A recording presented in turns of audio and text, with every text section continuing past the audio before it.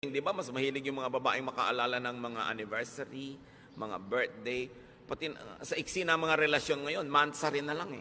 Kasi baka hindi na makaabot ng anniversary na isang taon. Weeksary, no? Baka mamaya may hoursary pa.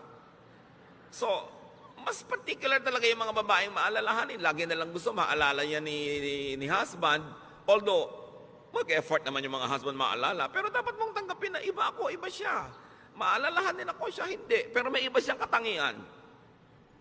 Pag gusto mong baguhin ang kapwa mo para maging kamukha mo, kamutin lahat ng kati mo sa buhay, kung saan siya makati, di ba gagamitin mo lang siya, hindi mo siya tinatanggap bilang tao. And this is the problem in marriage. Because the moment you try to dominate another person, natural instincts will surface. There will be resistance, rejection. There will even be subversion. Laging gustong-gusto mo, ganito siyang